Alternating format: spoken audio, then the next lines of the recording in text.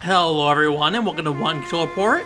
This is a replacement podcast because I am currently out this week. I am unavailable to record the normal show, so I figured we return to something I did a long time ago for a kind of like filler podcast, and that is ranking a game series. I did Final Fantasy previously, and the nice thing about Final Fantasy is I had played every single mainline one for the most part. You know, there was some stuff in 14 I'm missing because that game's ongoing, right?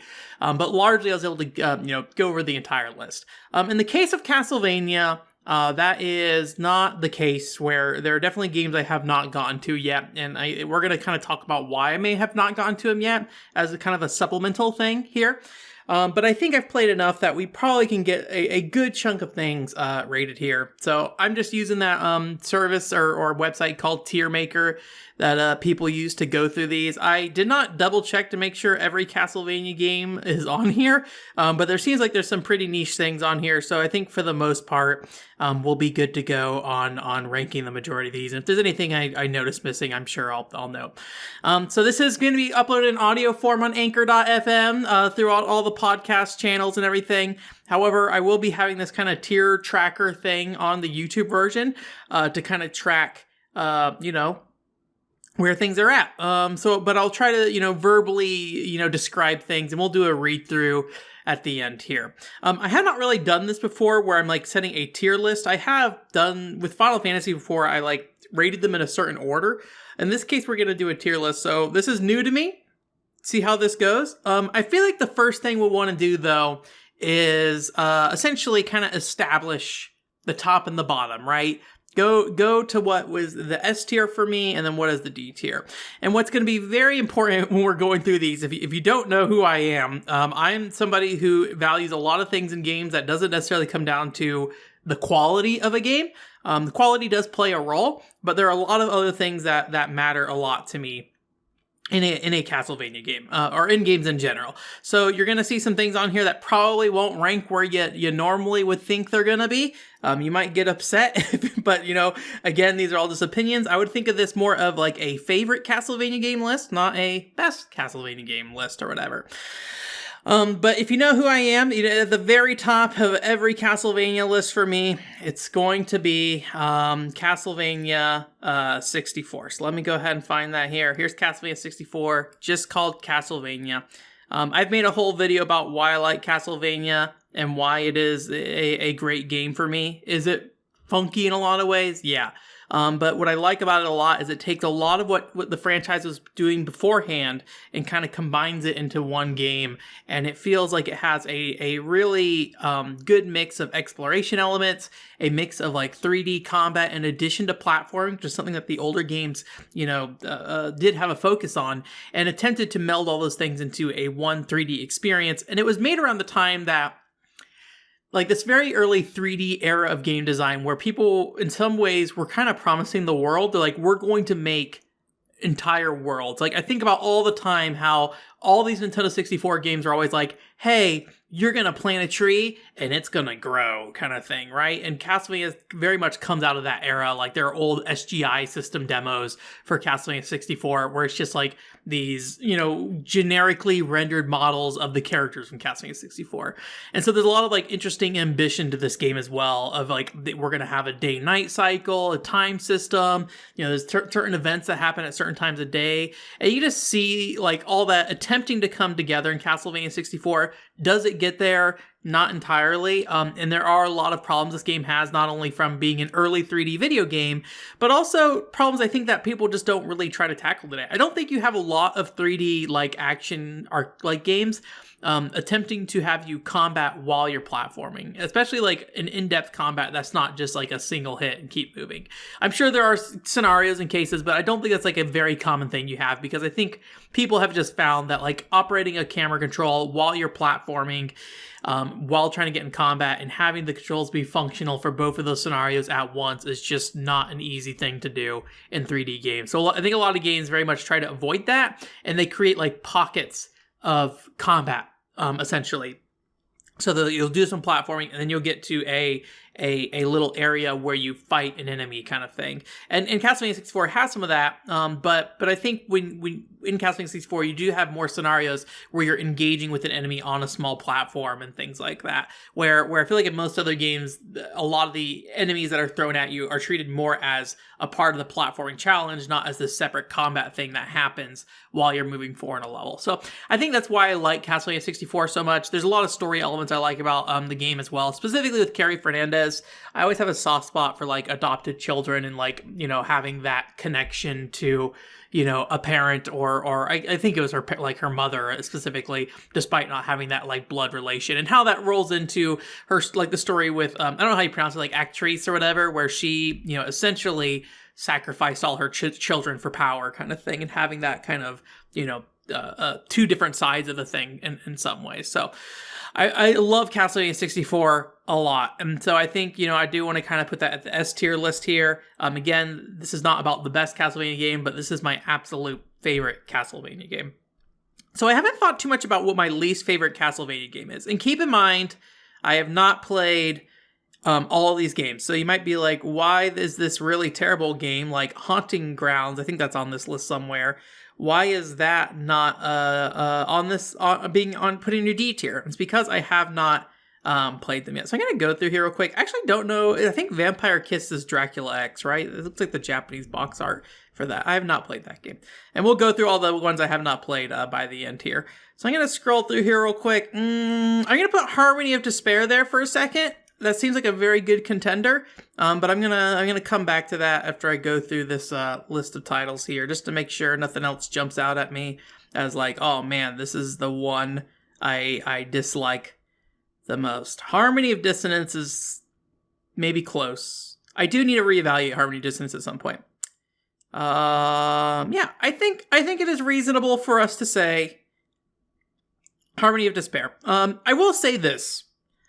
There's a very good chance I did not approach Harmony of Despair in the right way. If you don't know what Harmony of Despair is, this is the multiplayer, almost, I guess you could say, Monster Hunter-ish. Like, there's a loot-driven aspect behind the game. You'd spawn in this giant castle, and you kind of have to navigate around it. And it's a game, I think, that just does not, for me, work on a lot of levels. One, the difference in scale in terms of what you can see makes it so the combat feels really weird to me. Maybe the characters are moving the exact same way they move in the original games, but because you can see more of the screen and you can see them at different scopes, the game feels a lot slower than your typical Castlevania game, I think, when you move around the environment. And because like the visual design of the level is so dense, and then you can like zoom out and see so much of the level, it's really hard to kind of track where you're going. And eventually you go and, you know, you fight the boss, and then you do it over and over and over again, and you grind it. I pretty much went through and played through all the levels once and was like, I don't really want to do this again, honestly. And when I looked at how you grind in that game, it was really, really grindy. A lot of just going and killing old enemies over and over and over again in a variety of ways. Each character has their own way to level, which I do super respect, actually. I think that's really cool that they took elements of each character's, like, so if you don't know, that this like has a combination of characters from a variety of games. So it has like Alucard, Shanoa, Soma, a bunch of different characters, and so they have their own ways of leveling kind of based off their game and things like that.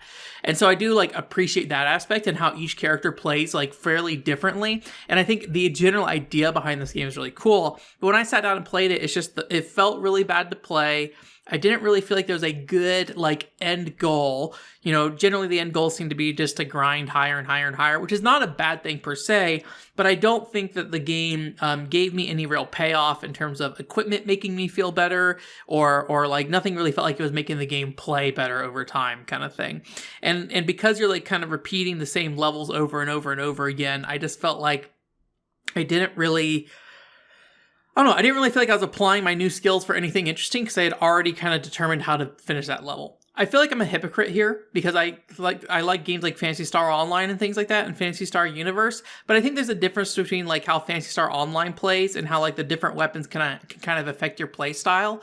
where I feel like the different stuff that I picked up in Harmony of Despair never really affected how I played the game. I think there are actually a lot of people who like Harmony of Despair. I think there's like a fan community who made a PC version that's like its own thing, and I think that's really cool.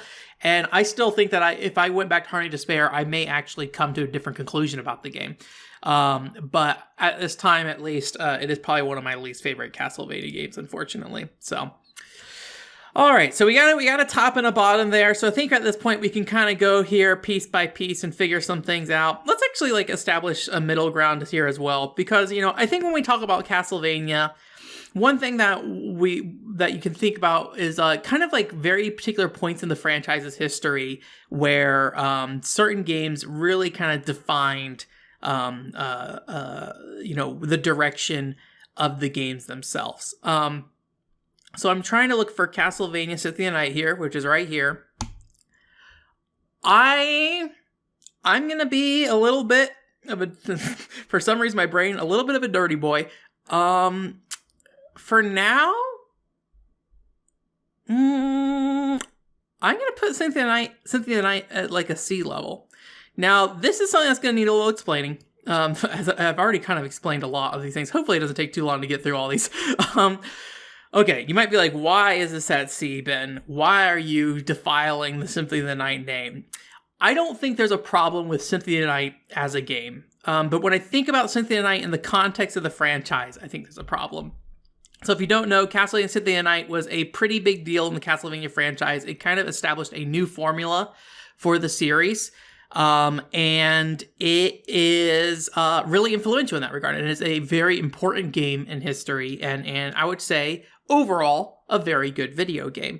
I have this like this feeling that I get from games like Symphony of the Night. I think of like Super Mario Bros. 3, like A Legend of Zelda: Link to the Past, things like that, where these games get iterated on so much over and over and over again. We have like at least 6 games in here, if not 7 or 8, that follow the formula of Symphony of the Night. And they build upon Symphony of the Night. Now, do they do everything as well as Symphony of the Night? No, each game has its own strengths and downsides and things like that. But Symphony of the Night is kind of the baseline for it. And because it's the baseline, for me specifically, it's almost kind of boring to play because it's like, okay, well, I can play any of these other Castlevania games and have their own unique gimmicks. But then, Castlevania Symphony of the Night here is just kind of, the baseline whatever for me.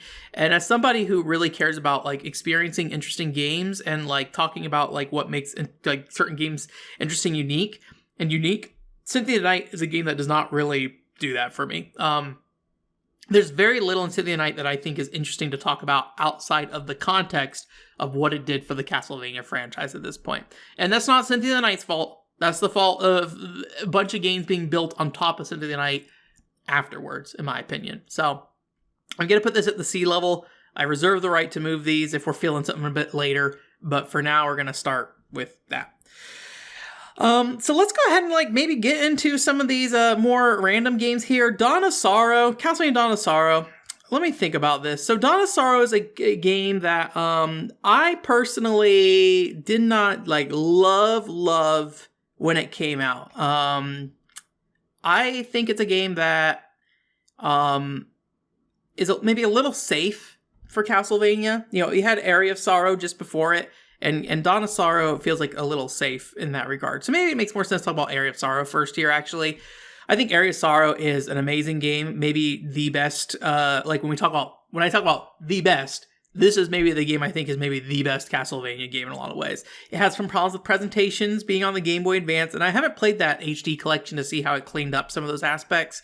But, the visual quality and audio quality is a little underwhelming in some ways. But I think as a game as a whole, it's very cool. The Soul system is a very unique way to kind of introduce a lot of new, interesting skills that the player can use. I think one thing that you can say about Castlevania Symphony of the Night is that it did introduce a ton of variety of weapons, and each of those weapons has a ton of different ways that they let you play the game, and they change how you play the game. And a lot of the Castlevania games that are built off Symphony of the Night pull from that, and so I think it was important with Aria of Sorrow to establish something that was separate from that. And the Soul system makes basically, breaks it out where you don't need just some melee weapon kind of thing. You can make a variety of spells that do a variety of different things, summon like enemy or like spirits that are behind you, change you into a monster that you can attack things with, make you into little like skeletons you can throw curry with, things like that. There are some other aspects of the Castlevania series that also do this, but I think Area of Sorrow is kind of the fully fleshed out version of that, and it like makes the collection of those very easy, where it's just kill an enemy and you get their spirit. I don't remember if the spirit's like the number you collect of an enemy, if that increases the power of that one. I can't remember if that's like an official thing or just maybe something at the time I was like, maybe this happens kind of thing, but... I'm going to put Area of Sorrow as like an S tier Castlevania, I think. I was debating an A tier, but I think there's just a lot of really cool things it does for the franchise as a whole. And unfortunately, while I, do think Dawn of Sorrow, does make some improvements, like the ability to do like the A-B switching and things like that, where you're switching between, different, or maybe it's like APC. I think Dawn of Sorrow introduced like the ability to switch between two different sets of souls and things like that.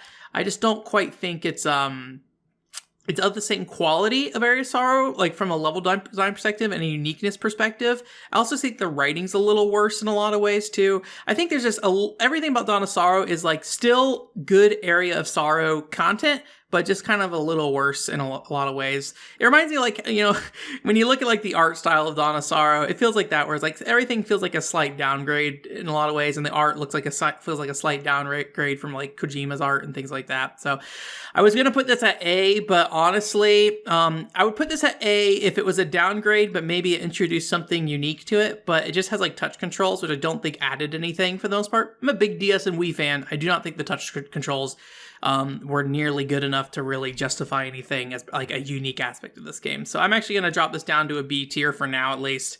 We'll see how that goes. Vampire Kiss, I think this is Dracula X. I could be wrong. I have not played it either way. If it is Dracula X, I'll kind of talk about Dracula X as I eye up this list here. But the problem with Dracula X is that it is on the Super Nintendo, and I do not really play that many Super Nintendo games, honestly. When I looked at it, it is kind of based off the TurboGrafx 16 Dracula X. So that's Dracula X. That's why it's called Vampire Kiss, I believe. And so I always felt like I should play the TurboGrafx 16 game first before I play the kind of lower budget Super Nintendo game. As far as I'm aware, it is its own game for the most part, though, even though it shares a lot of aspects from Dracula X. We're just going to leave it down here on this list here, but it is something that I think I will eventually maybe try to play, but I think it is very low priority because as far as I'm aware, it does not really have a lot going on in it other than just being kind of like a more traditional Castlevania game after like Castlevania IV on the Super Nintendo. Castlevania Lament of Innocence. This is a hard one for me because I think when I played it at the time, I probably could not really fully appreciate what it was doing. But if I were to put it somewhere, I would say probably in, let us say, the C tier for this. The reason why I might not, I was thinking about D maybe, but I think the C tier reasoning for me is I remember revisiting this game recently and there being some interesting aspects in regards to different skills you can set up with different elemental abilities, if I recall correctly, that made you do different special moves. I'm hoping I'm remembering this correctly. But I did not really have that experience when I was playing the game itself. I mainly just kind of did the usual whipping of, slapping enemies, and all the 3D Castlevanias that came out after the 64 ones had the problem with space and pacing, where the combat in the individual rooms did not feel particularly great. They didn't I don't really. When you have games like Devil May Cry out there, I feel like something like Lament of Innocence just feels a little underwhelming and a little janky in a way. I recently played through Sword of Ateria as well, and I feel like that game has that same problem where it's just you don't feel like you have nearly as much control as you'd like. Where I feel like in Castlevania 64, weirdly enough, even though it is kind of stiff and janky, you do kind of have a freedom to move around quite a bit more, and you have a lot more ability to close in on enemies pretty quickly. And I feel like Lament of Innocence, at least in its core moveset, I always felt like there's just maybe too much space to navigate around. A lot of walking down hallways with nothing in it but like when you think about 2D Castlevania games, there's usually like some kind of like ripple that's going on. And because there's a lot of backtracking, I think it stands out more than like a Castlevania 64 game. So I do love the voice acting, though. It is cheesy, good, fun voice acting, and I love that much. I do love, Joachim Armster and You Are Not Walter or whatever. But for now, I think we're going to put this at a C level for this, unfortunately. So this is one of those games that I really should probably revisit. I have not played Castlevania Bloodlines. That is something I do want to play.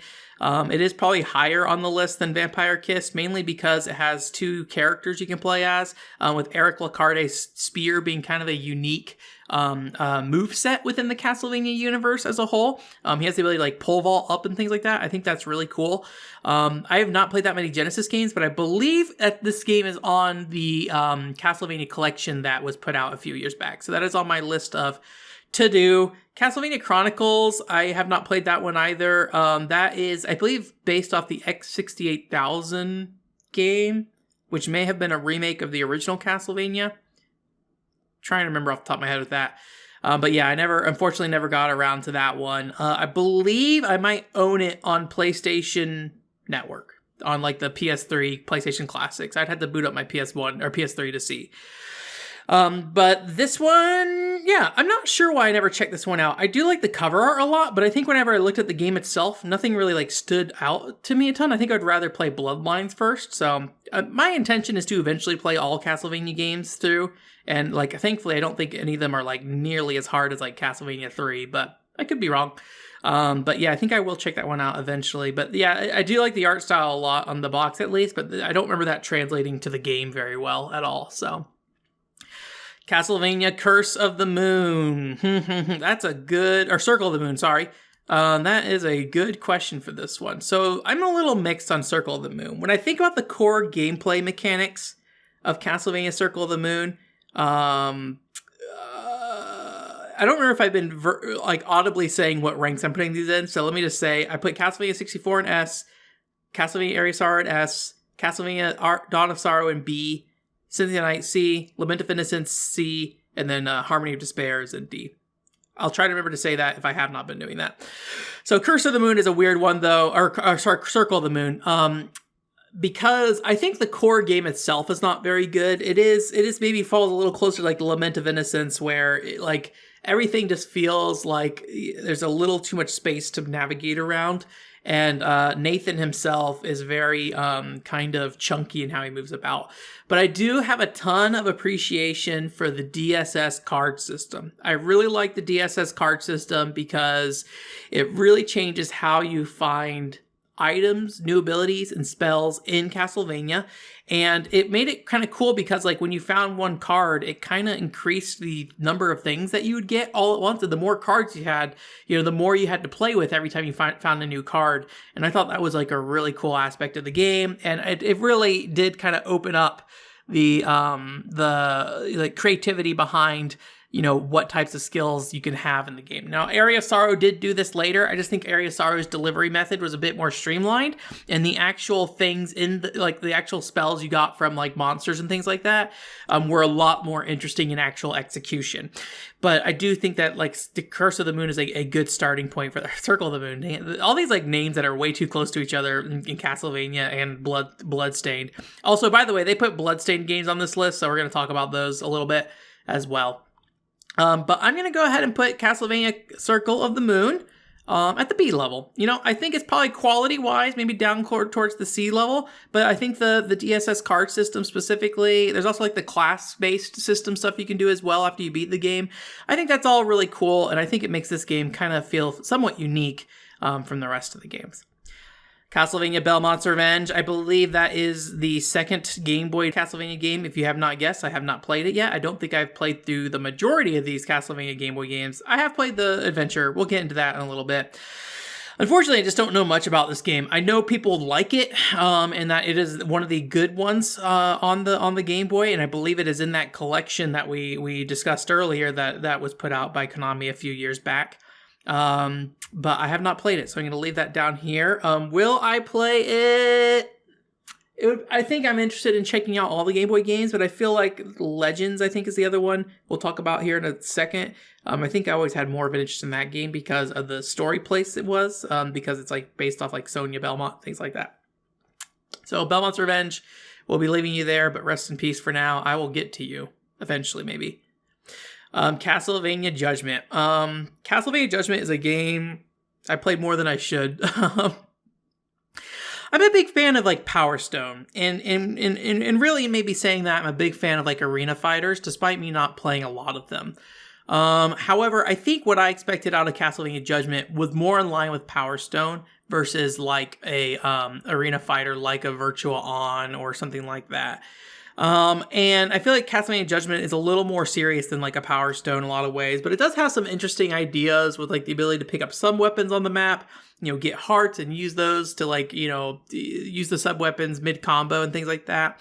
I think there's a lot of things that are holding Castlevania Judgement back, specifically kind of the inability for you to get really creative with your combos. It feels very like Gundam Extreme-ish, where like when you do a combo, you kind of do your entire combo all at once. And as long as you can get them in that initial combo, you just do that combo and you go through it. But any like creativity on the player's part in terms of comboing always felt like something that was broken and not intended. Like you could throw holy water mid combo and it would like kind of hit the enemy and you could kind of bounce them from there, but it really messed with the game's physics a little bit. So it made it just kind of weird to get into.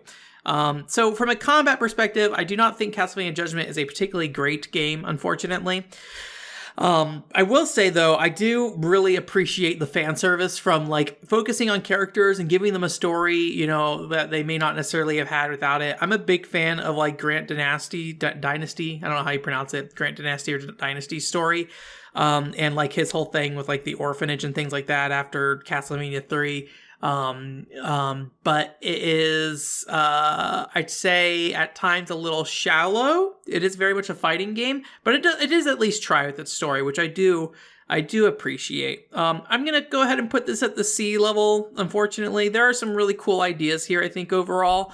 But I don't really feel like any of them really come to any kind of not even like full execution, but like, I think they're cool ideas and not something that you can really feel in the game as like a somewhat unique thing. Like, I think when I think about like the DSS card system in, Curse or Circle of the Moon, or like how Castlevania 64 has a lot of ideas that it fails on, is I feel like you can still feel those aspects in the game and like they feel satisfying to work with, even if they're not like super graceful.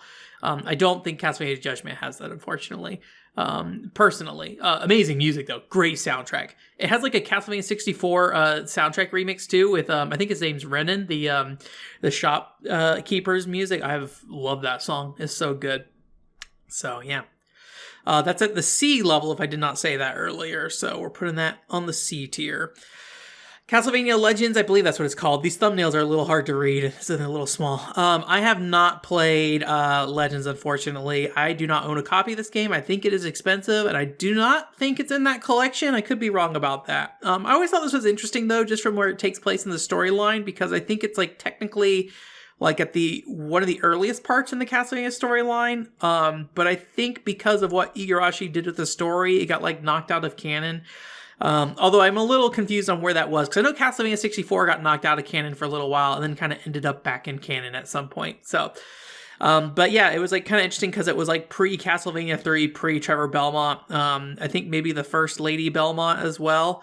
And there's like kind of some like story stuff that people assumed regarding her and like I'm trying to remember like Alucard and maybe like Trevor being a son of them or something. I don't know how actually true that was. I'm pulling some random probably like fan like theorying that I read on the internet probably like 12 years ago at this point. But this is kind of on the maybe I'll play this eventually someday kind of thing. It would probably be the first Game Boy game I'd really go out of my way to play if I played them out of order, I will say. So Dracula X for the TurboGrafx 16. I have not really played this game, unfortunately. I've only played the PSP remake, Dracula X Chronicles, so I cannot say much about this game, but it does seem like a fantastic game.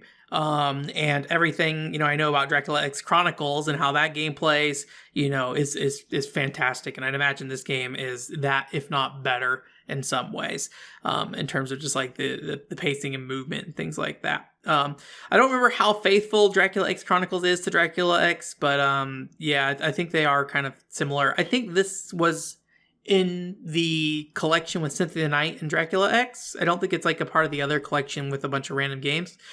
I think I picked up that collection with Symphony of the Night and Dracula X. So I am prepared to play this, and this looks like an amazing game to play through. I think this is high on my list of Castlevania games to get to. I think this is one of those games where I don't really know much about what would be unique to me about it. Especially after playing Dracula X Chronicles, so I may not actually like playing through it.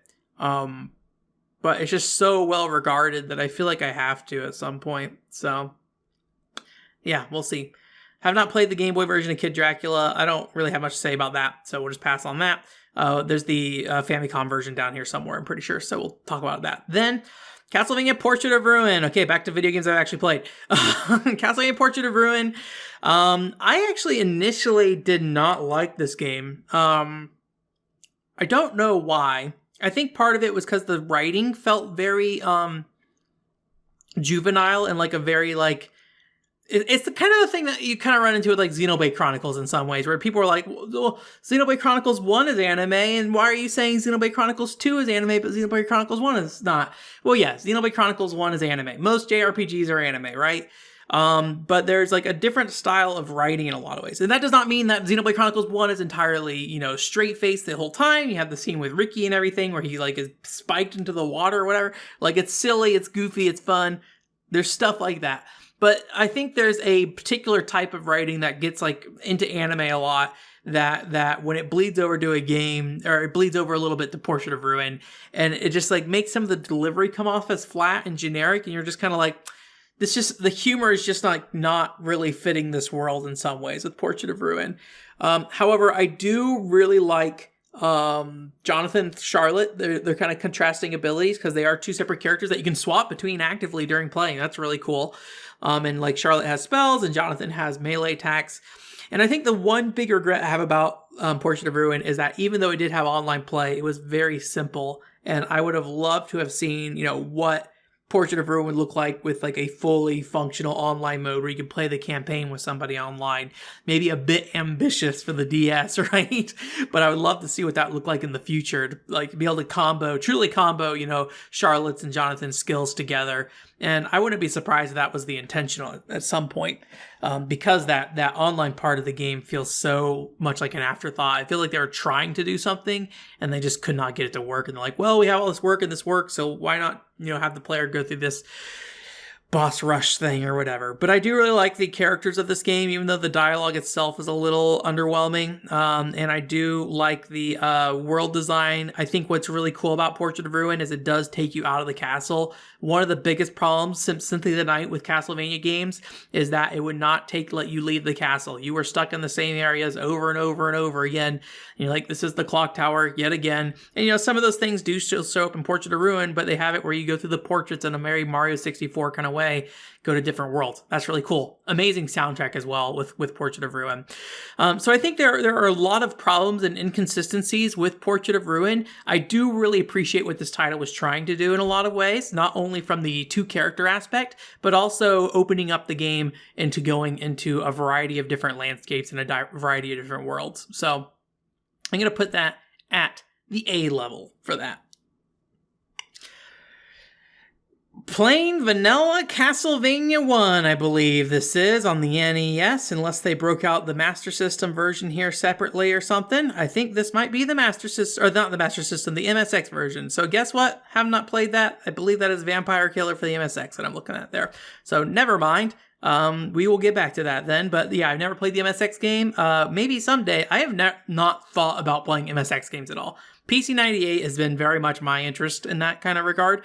So I may die never playing a Master or MSX game. So why do you keep saying Master System? I don't know about that. Oh God, Castlevania: The Mirrors of Fate. I desperately want to play this game. This is something I really want to get into. This is a game I completely ignored when it came out, because I did not like Lords of Shadow very much, which we'll get into when we get to Lord of Shadow. I'm kind of upset that some of these games are like in weird spots. Like Lord of Shadow is way down here in the bottom left-hand corner. And Lord of Shadows 2 is up here. Makes me have to like think with my brain and be like, do I want to talk about this first or do I want to talk about this second? But like Mirrors of Fate is a game that when I saw what happened in Lords of Shadow 1, I was like, I really don't want anything to do with this, just because there's a lot of interest in Lords of Shadow 1 for me. And then I played Lords of Shadow 2. And Lords of Shadow 2 is a special game in a lot of ways. But in Lords of Shadow 2 at the beginning, they're like, hey, let's sum up the events that happen in Mirrors of Fate. And Mirrors of Fate, story-wise at least, seems crazy. It's like, what is going on? Like, I clearly missed a lot. And so after that, I've always wanted to try that game out. And I think there's like a novelty in kind of that more, like, I guess you could say God of War style Castlevania game being presented in a 2D fashion. I don't know if there's any portable God of War games that didn't go for a style that wasn't just trying to, faithfully recreate the PS2 God of War experience. So I don't know if any other game really tried to have that in-depth combat system on a 2D level. So there's a lot of things of interest to me in Mirrors of Fate. I think the thing I ran into was the physical copy on 3DS I didn't want because I didn't have a way to capture 3DS games at the time. And then I believe it was only available digitally on PS3 and 360, and I didn't want to buy it digitally because I used to take a lot stronger stance against physical versus digital on this kind of stuff. Although I didn't think they'd eventually release like a collection that included it, but I think it was a download code. I don't know that for sure, but I believe that I know for sure it was in a collection. I have no idea if it was like download or if it was on the disc or not. So, but yeah, that's something I want to check out someday. I have not looked into the pricing of that thing recently. If it's cheap enough, I would like to sit down. That might be a good stream game depending on how long it is, but yes. Castlevania Curse of Darkness. This is the PS2 game, the follow-up to Castlevania Lament of Innocence. Oh, I like this game in terms of its story and characters. I dig Hector. I dig Saint Germain. I dig the evil monk dude. From a gameplay perspective, I do not like this game very much at all. I remember the big focus of this game being a focus on the pet system, and I am typically not really big into pet games. That is not always true. Big fan of Spectropes. But I typically am not a big fan of pet games with that. I think the secondary problem is that the action just does not feel good. There are a lot of really cool, unique things in this game. If you want to go deep into Curse of Darkness, there are some really awesome, like, if you're going to 100% Curse of Darkness, I think you're going to be pleasantly surprised by what you can get in there. There's a ton of furniture you can get, weird little Easter eggs in that game, all that kind of stuff. And there's like a interesting fan base that kind of dragged itself out of this game, and there's like a gambling game out there you can find in casinos based off Curse of Darkness. There's a manga, there's a fan base that loves pairing like Hector and Isaac and all that stuff. Like, there's some really fascinating things about this game. I think most of it does not apply to the main game you play, though. I think it's only if you really go out of your way to 100% it or something, or get into that increased world. So as much as I very much appreciate Curse of Darkness and what it is, I will put it at the D level. I feel like it feels even worse to play than Lament of Innocence, personally. So still very interesting game, very cool game. But I just don't like playing it very much. This one I hear, this icon here, I believe this is Castlevania the Arcade game where you can whip enemies and stuff. I heard about this game, but I have not seen much about it. I think you use, it's basically a light gun shooter, if I recall correctly. So I would love to try it out and play it. I have not seen it anywhere. I would not be surprised if it shows up at Game Nest at some point here in Las Vegas, but I'd have to look up some footage of this, but I would check this out if I found it. Yeah, why not? Seems cool. All right, Castlevania Lords of Shadow 2 is the next thing on this list. We're going to skip over to Lords of Shadow 1 here real quick just because I want to talk about these in the context of each other. Castlevania Lords of Shadow 1, game I do not like that much. I've played through it 3 times, weirdly enough. There's reasons, I won't get into them. Maybe it was 2 times, I don't remember. I think it was 3 times though. Yeah, I think this is a very drab and boring game. It feels more like just generic fantasy. It feels like a Lord of the Rings story. And it feels like the main guy is just weird Aragon. I love the twist at the end. I won't say it just in case you haven't been spoiled yet. Although we will probably be talking about that in a moment here. Yeah, I'm just going to say it. If you don't want to hear about Lords of Shadow spoilers, I guess skip ahead a little bit. But Lords of Shadow at the end turns you into Dracula, and that's probably I think the most interesting thing about it. There's I think what's his name, the guy who played Jean-Luc Picard or something like that. He's like one of the antagonist voice actors. He does a great job on delivery, but when it comes to the gameplay and the world and all that stuff, it just doesn't feel very Castlevania to me. Is it good? Sure. It just feels very generic to me. And I just never really got into this game. And maybe it is a game that was very popular with a lot of people, and people were like, oh yeah, this is like where Castlevania should go. But it did, I don't know. I don't know personally, as somebody who is already a Castlevania fan, by the time this game came out, I did not like it that much. So we are giving that game a D, putting it down there alongside Harmony of Despair and Curse of Darkness. Now, Castlevania Lords of Shadow 2. Let's talk about video games. So Lords of Shadow 2 is definitely a worse video game than Lords of Shadow 1, I will say. But Lords of Shadow 2 is kind of ridiculous in a lot of fun ways. It does lean into the whole thing that like, hey, main Gabriel is now Dracula, and he is like actual Dracula, not like Soma Cruz fake I'm Dracula kind of thing. Not fake, but Soma Cruz does not do much as Dracula, and you do not play as Soma Cruz much as Dracula. I think there might be something in Dawn of Sorrow where you can do some weird stuff, or like it's like a story point when he kind of becomes Dracula, but it doesn't really matter. In the case of this game, you are Dracula, you get some skills and abilities based off that. You largely just play like the original Lords of Shadow game though. I think you have like a weird blood whip that comes out of your hand or something, so he more or less still uses a whip. And I remember like the fact that they take your moveset away from you was really kind of annoying, because it felt like you were just kind of limited for no reason after playing Lords of Shadow 1. But that's a problem that like Metroid Prime games have and everything like that too. So, but I love that this game like has scenes like set in the modern day. I think that's really fun and unique in the Castlevania, because it feels like it's not just like, or Area of Sorrow where it's just like, yeah, this is set in the modern day, but it's old Castlevania. This is legit modern day areas, and it feels like modern day areas. You're fighting, modern day weaponry, the military, all those kind of things. There's like some really weird stealth mission things you got to do, but I think they're kind of neat. Like it adds a lot of variety, and the story is like really ridiculous and fun in a way that I want like Castlevania to be campy with, right? I want it to be campy. And that was something that Lords of Shadow 1 was lacking. So I came away really liking Lords of Shadow 2, despite most people not liking it. I'm going to put this up here at the, I'm tempted. So like if I was going to do muscle memory or muscle feeling, like let my body choose what's going on here. B feels right. But if I use my brain's like, what if I got a little spicy? What if I brought this up to an A rank? Because it's doing so many neat things. And I don't think it's a bad game. I think it's a little bland in some regards, but I think it plays well and fine. Like it's not something that's like, yeah. I think like looking at the games that are at the B tier, I think Castlevania like Circle of the Moon suffers from gameplay aspects, and then you have Dawn of Sorrow, which just like literally doesn't do anything of interest, right? So I think you have a game that like largely more or less plays good and then does some interesting things on top. I think that's an A rank game. We're putting Lords of Shadow 2 at A rank. Blasphemous. But that's what we're doing today.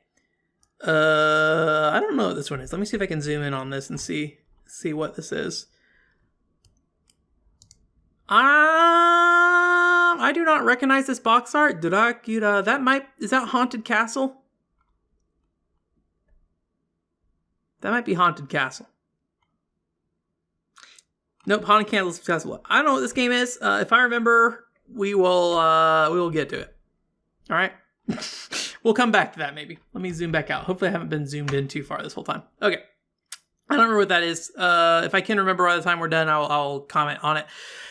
The next game is Castlevania III. This is a really cool game that I think is just really intense with playing the US version of the game. I played the Virtual Console version, which was especially intense. I'll get into that in a second.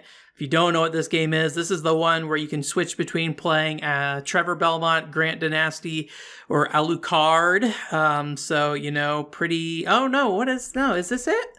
Is this not it? What is going on here? What is this game?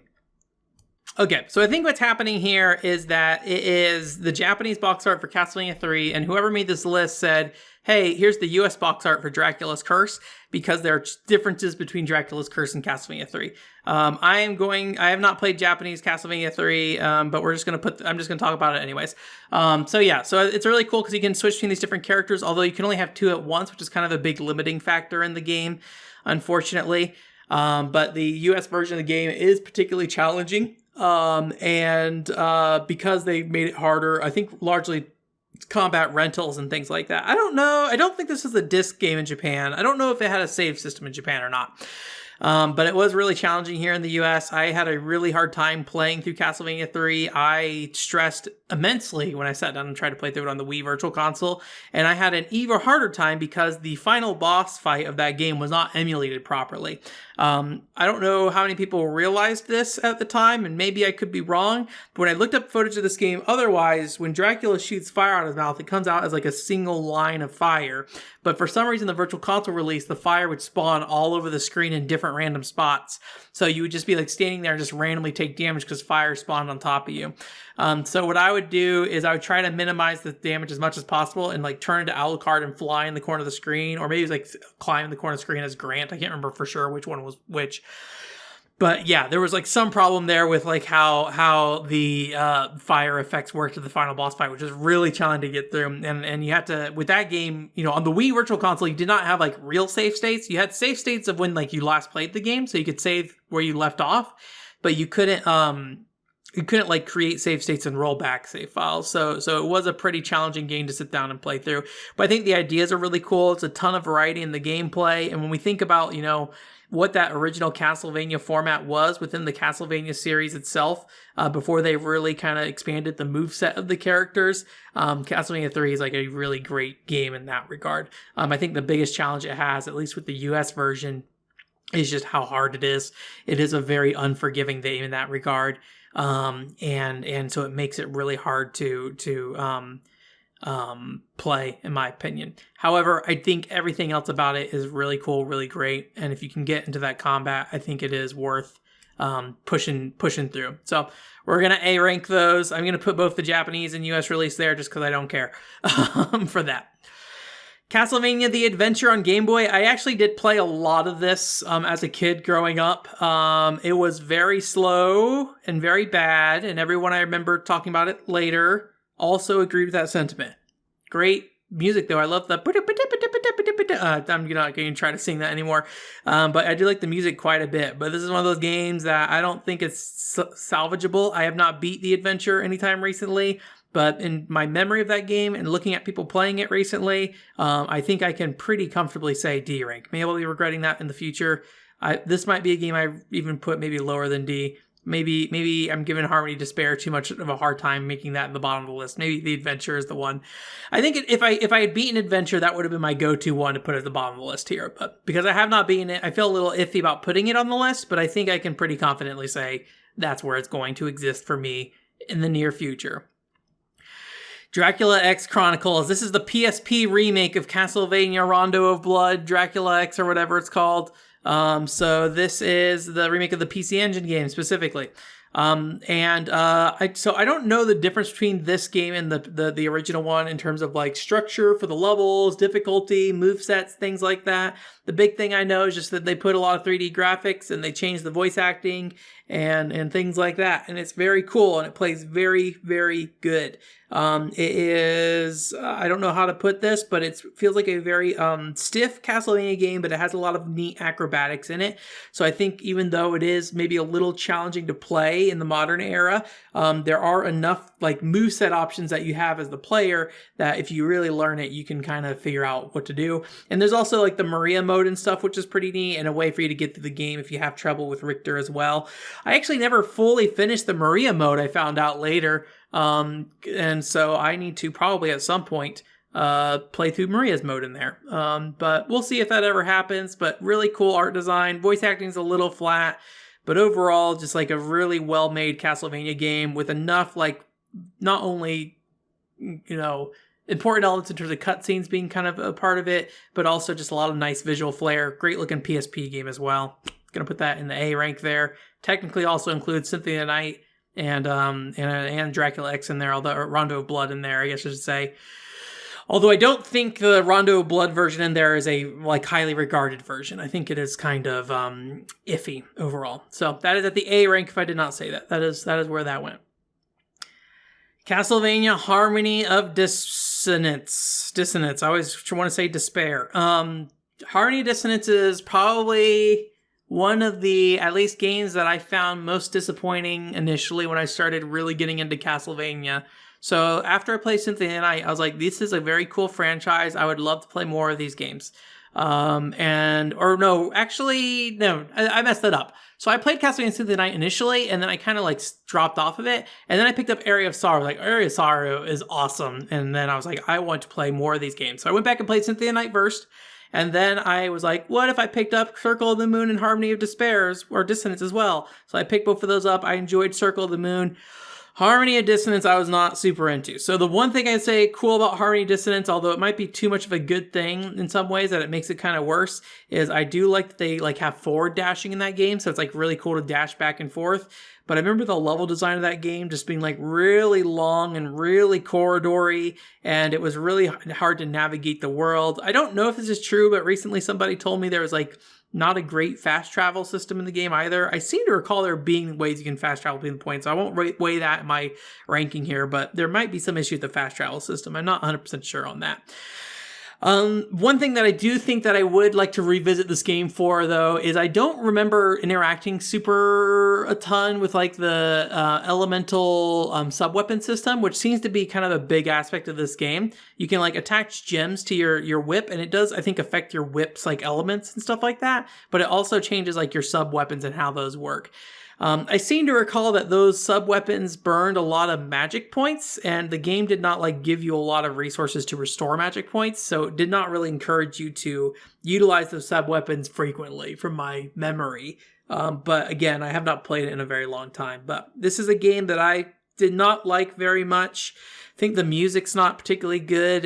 I think if you go listen to like the actual compositions are fine. It's just the sound font and everything they use is pretty rough and pretty bad.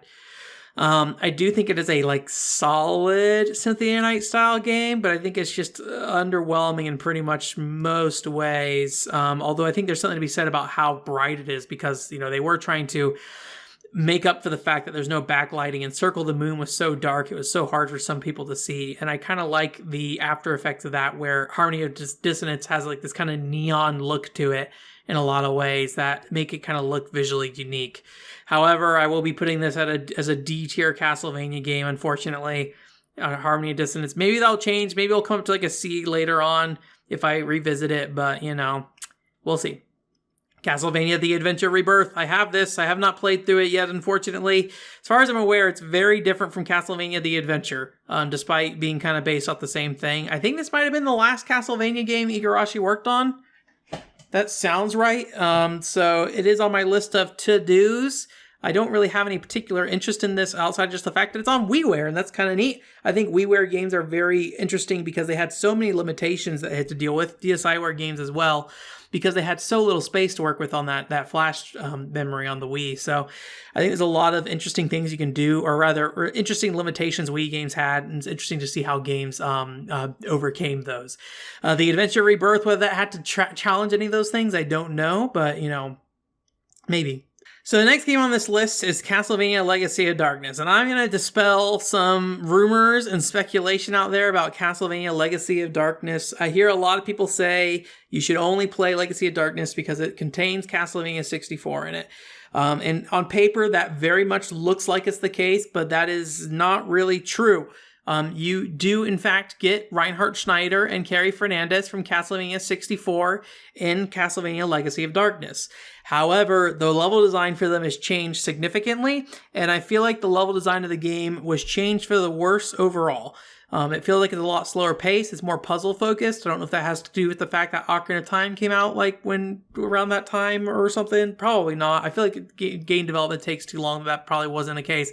But in case it did, it does feel like it's trying to be a little more like a puzzle, dungeon action game rather than like a pure action platformer kind of thing in a lot of ways. So, I just think it leans too hard in a lot of the elements of the game that didn't need to be leaned into, and it really slows down the game. They add an escort mission and things like that. There technically is an escort mission in Castlevania 64, but it's just not really a real escort mission. It's just basically like a visual escort mission. Like you're visually escorting somebody, but it doesn't have any real effect on how you play the game. Where Legacy of Darkness does add an escort mission that has a effect on how you play the game. Everything in Legacy of Darkness just feels like it takes too long. However, it is definitely cleaned up from a UI perspective. If you play the game in 240p versus 480i, runs way better than Castlevania 64 ever did. So, there's a lot of good things to say about it. A lot more levels, a lot of good music in there as well. But it is just a worse game overall. Is it still a good game? I think so. However, I don't think it does anything unique enough to make it stand out in a way from Castlevania 64 beyond just cleaning up some stuff and adding some new content. I do like the story of Cornell. But I'm going to put it in the B tier here just because I don't feel like there's anything that makes it stand out a ton, unfortunately. It feels like more Castlevania 64, but in some ways worse Castlevania 64. But it's a trade-off, right? There are some things that it does better than Castlevania 64 does, and some things that Legacy of Darkness does well. I think Legacy of Darkness really interrupts the pacing of Castlevania 64 in a lot of ways.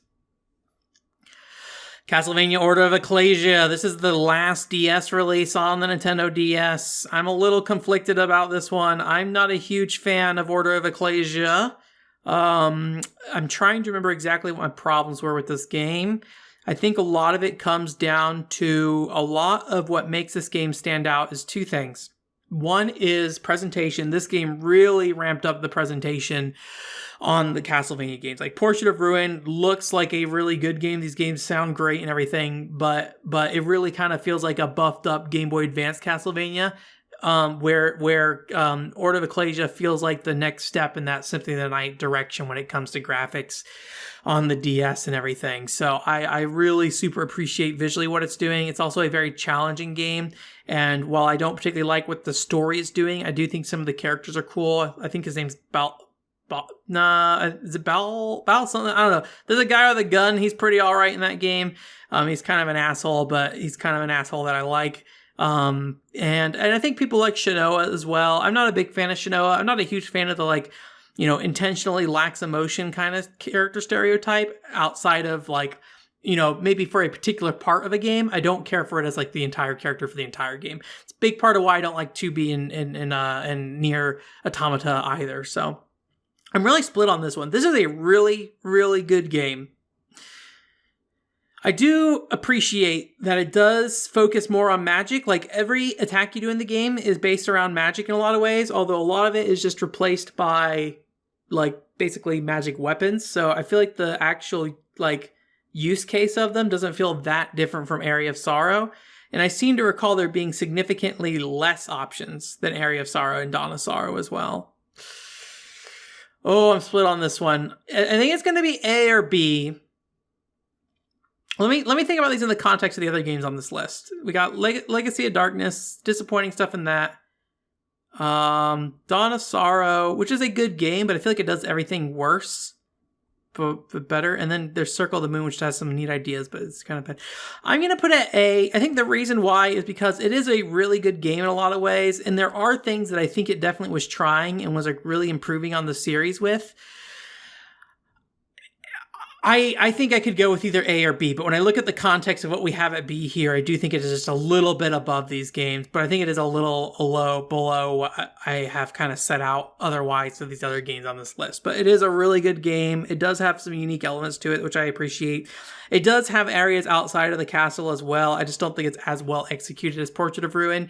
It does try to do the Shaman King Master of Spirits thing where you're navigating an outside area outside of town. But I don't think it really ever builds a world in the way that Master of Spirits does. Why is Shaman King Master of Spirits on this list? I'll bonus, we'll add Master of Spirits at the end if I remember to, although I won't actually visually add it. So yeah, anyways, Order of Ecclesia, we're going to go with A for that. I think I'm a little mixed on that, maybe a B plus or A minus on that, but we got what we need there for that. Okay, we're back. Actual vanilla Castlevania for the NES. Castlevania for the NES, I'm gonna say it's gonna fall in that kind of Symphony of the Night space here. It is very much a game that, it set the foundation for the franchise, and there's definitely good things about it, and it plays very well. But because it is that kind of foundational game, I think there's not a lot very special about it. So in the context of the series as a whole, it's a little bland if you go back to it. But if you were to play that as your first game, I think it'd be a great starting point, right? For that normal style. So I'm gonna put it at C here. Solid game. Just I think the context of the series is not quite that special, unfortunately. Maybe just like punctual. That's maybe the nice thing about it. Very quick and punctual game in that regard versus Castlevania III, which is maybe a little long. But yeah. Simon's Quest I have not played. That's the infamous Castlevania II. I will say that I'm very split on how I want to handle Simon's Quest, because I know there's like a fan translation that improves some of the dialogue and also just general quality of life things as a whole, but I kind of want to just see that game for what it is. So maybe eventually we'll get back to that, although I feel like that's a game you need a guide for. So let me try to zoom in on this one down here. I'm not sure what game this is. Order of Shadows. I think that might have been a mobile phone game. Let me look that up real quick.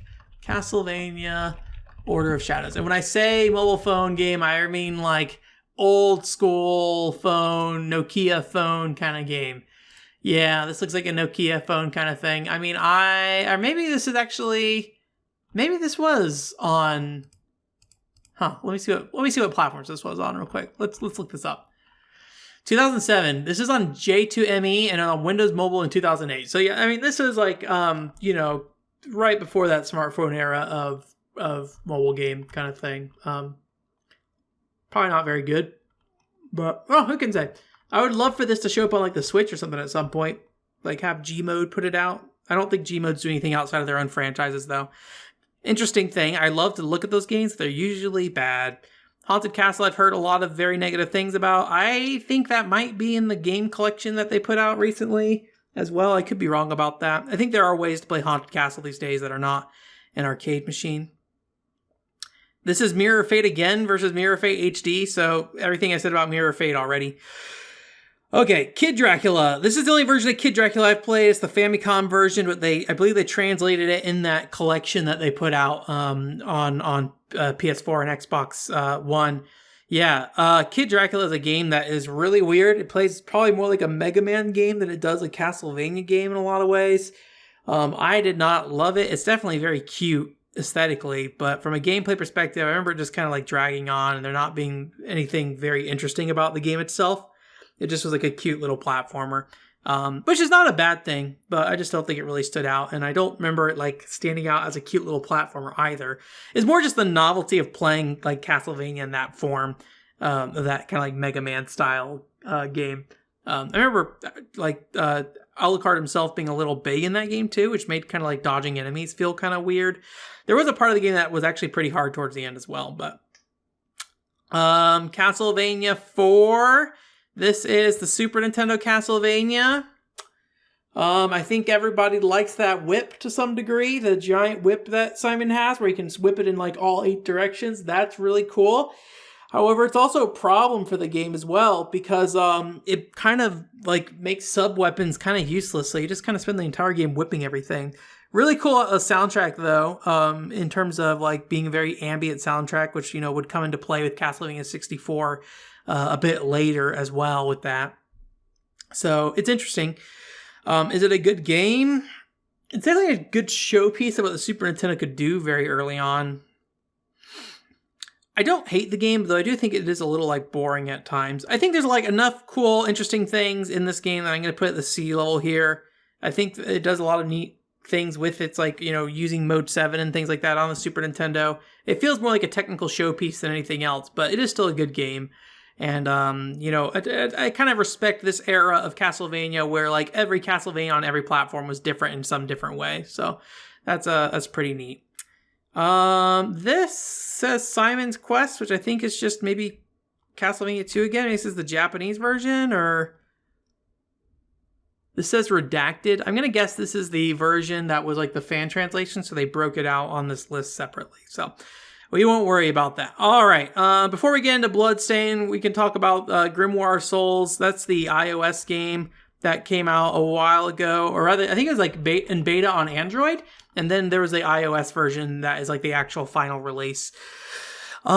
I don't know anybody who plays this game, but it is something that I've always kind of wanted to check out. It's kind of like quick dungeon runs, playing with like a bunch of variety of Castlevania characters, but it is all touchscreen focused. But I kind of liked the idea. It has like 4-player multiplayer as well. I think it's what I always kind of wanted Harmony Despair to be. It's a bit more focused and not so like giant dungeon you're just kind of like navigating. Maybe it's a little too small in some degree because it is very much built for that bite-sized mobile experience.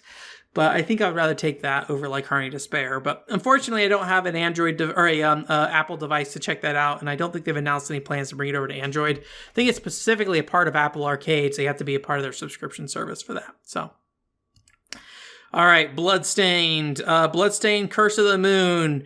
If you haven't heard, I freaking love Bloodstained: Curse of the Moon. We're gonna put this at the S level because this is maybe.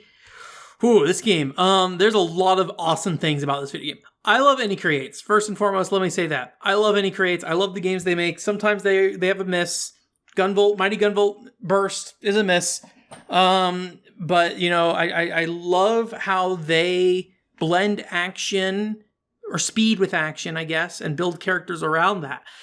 And what's really cool about Curse of the Moon specifically is that this game is not only a tribute to Castlevania games of old, a sequel to Castlevania III in a lot of ways in terms of mechanics, but it's also its complete own unique thing as well. Unfortunately, it hides these things a little bit. When you first start playing this game, the only one that's really presented to you is the sequel part to Castlevania III.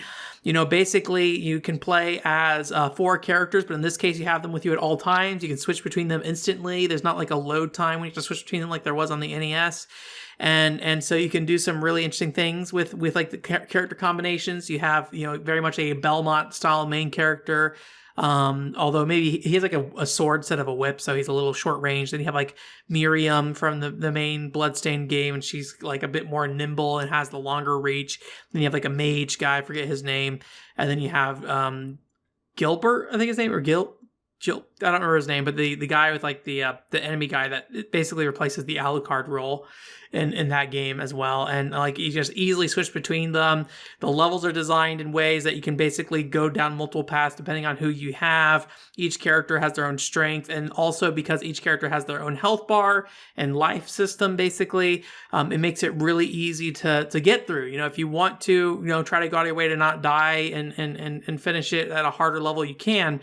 But, you know, if you're just trying to get through the game as a whole, it's very forgiving in a lot of ways, which is really cool. And while it does require you to play through the game essentially twice, just using like one less character at some point, it is really rewarding when you do so because you unlock 2 other modes, essentially. You have a mode where you can play as, or actually, you might not even need to beat the game to do this. You might be able to just do this from the start if you want. But you have a mode that plays more like a standard Castlevania game, like more of like Castlevania 1. You know, the main character doesn't get any partners, doesn't get any special abilities. He just is that same hunky chunky guy that walks forward, jumps at like an angle, and then has his little short range reach with a delay on it, right? And as far as I can tell, you can play the entire game that way. I did not finish the game that way, I will say. I was just like, this is fine. I'm good. It's all right. Actually, maybe I did finish the game. I don't remember. I have to go back and look. I think I maybe 100% of that game, but I seem to recall that being at least the path I was least enthusiastic about, just because as much as I like old school Castlevania, that like baseline Castlevania 1 experience is just kind of like, okay, this is fine. And then you also have the one where you can basically play as one character, but like deck your character out in abilities that make him basically play like a Ninja Gaiden character within a Castlevania world. And it is awesome. It is great. So you have like these 3 distinct play styles, and you know, even though you're playing through the same world every time, the world is built to work with all 3 of these play styles. And I can't think of like a game that has simultaneously, been a throwback, been an improvement, and then also been something completely different all in one title. It's crazy, especially since this game was kind of pitched as just like a Mighty Gunvolt kind of situation of like, here's a little cute throwback to, the genre that you really liked. Like, here's a Mighty Gunvolt, it basically plays like a Mega Man game. It's not really a full Mega Man game, but it's there. No, they just like went all out with this game, and it's amazing. Unfortunately, I have not played Curse of the Moon 2. I went through limited run games for that, but they took forever to get me a copy, from purchasing it. I'm not asking for a copy for free. They were like, we're going to do physical orders for this. And then it took like a year for them to even like take pre-orders and like a year to even ship it. And by the time it was out, I was just like, I'll get to this eventually. It just, yeah. If I didn't go through limited runs for Curse of the Moon 2, I would have been much happier, I think. And I would have sat down and played that game immediately because I was very excited for it. So leave that be. If I didn't say it earlier, Curse of the Moon 1, though, S-rank game, top tier Castlevania game, probably the best retro style Castlevania game, and like also it has really awesome new stuff in it as well, or I guess Bloodstained game, but same kind of thing. Actual Bloodstained, Ritual of the Night. If you didn't hear my feelings about this game when it came out, I was not a huge fan of Bloodstained, Ritual of the Night. It's not bad. I think it's fine. My biggest problem with Ritual of the Night was that it was basically, when they announced that game, they announced it very much as like, we're going to make Symphony of the Night again, which they deceived you. What they're actually doing is making Aria of Sorrow again, which is cool. Aria of Sorrow, great game. Like, yes, don't make Symphony of the Night again. Make Aria of Sorrow again. That is the right move. But then advertise it as Symphony of the Night again. They did a good job of that. Like, don't get me wrong. Like, Symphony of the Night is the one that everybody loves. But the one that actually is the good video game is Aria of Sorrow. Not that Symphony of the Night is not a bad video game. But, it is the best of that series in my opinion. So they did a good work there. However, I was hoping they would do more. I was hoping to get more out of that game. And I feel like that they more or less just built Aria of Sorrow again in a lot of ways. They did add additional things that were kind of unique, I will say, but none of those were the focus. The focus was very much the Aria of Sorrow style crystal system. They had the ability for you to like aim your arm around, and that changed some dynamics, but I think you look at games like Castlevania IV and how those kind of like dynamic, attacks work, and how it kind of, in some ways, I feel interrupts the flow of a Castlevania game, even though it's very cool, interrupts the flow of playing in a traditional 2D Castlevania environment, I should say. And so I just don't really feel like it melded into the game super well. It was a cool addition, but the game didn't feel built around it in a way that made sense outside of some very specific puzzles. So I will say what did, kind of save that game for me was how much they improved the kick aspect of the game. Castlevania kicks have never been like a big thing for damage. I mean, there's probably like some abusive ways you can use it in TASs and speedruns, but when we're talking like standard Castlevania gameplay, kicks were never a really big thing.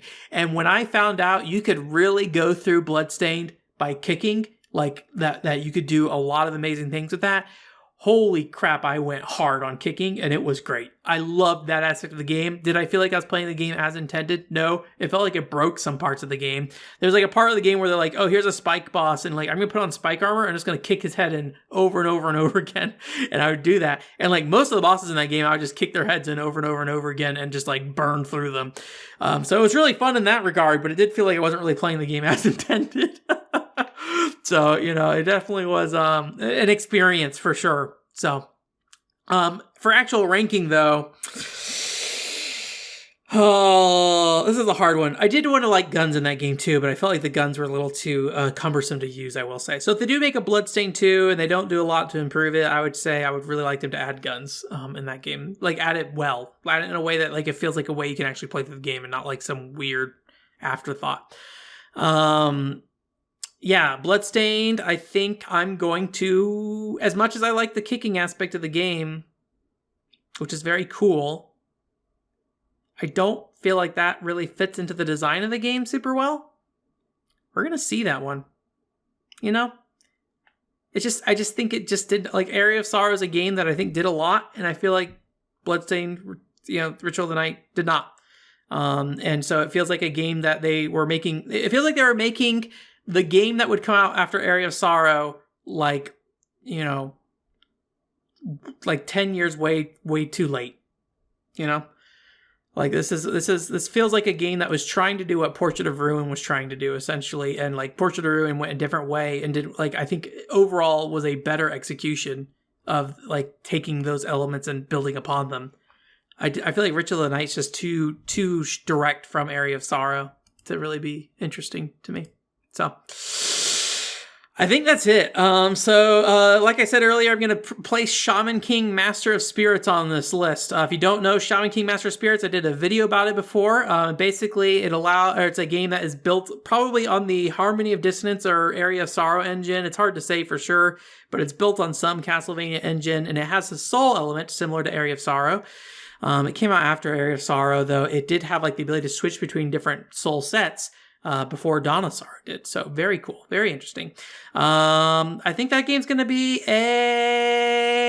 let me think. There's 2 games, actually. They're both very similar in a lot of ways, unfortunately. There are a lot of problems with Shaman King. Does this bother me? So the thing with Shaman King is that like you have a whole world you're exploring, and it's not just like a Castlevania map, but like you basically have like a Mario World style map where you're going around to these different dots, and within each of those dots is like a whole little Castlevania level in there. Similar to actually what Order of Ecclesia does, but much better implemented in my opinion. The biggest problem is just that you have to move from dot to dot to dot, and so it's really tedious to navigate around the world, honestly. But at the very same time, it also makes it feel like the world is a world. It feels like you're traveling to these different locations in a way that Order of Ecclesia I don't feel like ever really does. And so I think there's a lot of really cool ideas in the game, and even though it's maybe a little lower budget than a Castlevania game and lacks maybe some of the variety that the game has, I think the general ideas and execution are really neat and unique. So we're actually going to put Shaman King Master of Spirits 1 at the A level. And then Master of Spirits 2 is mainly just an improvement on Master of Spirits 1. They didn't add enough to elevate it in any way. It had a worse story, that's for sure. If you don't know, Shaman King Master Spirits 2 story is like, you are like, oh, evil thing is happening. I don't know the Shaman King story. I don't know anything about it. But they're basically like, oh, bad thing's happening. Buddies, can you help me? And then all your buddies are just like, I gotta go shopping. I'm leaving. It's like, okay, bye, Anna. And then like at the end, they're just like, oh, and this story never really happened. Nobody ever talked about what happened during this game ever again. Like they didn't say it wasn't canon, but they were like, nobody talked about it ever again.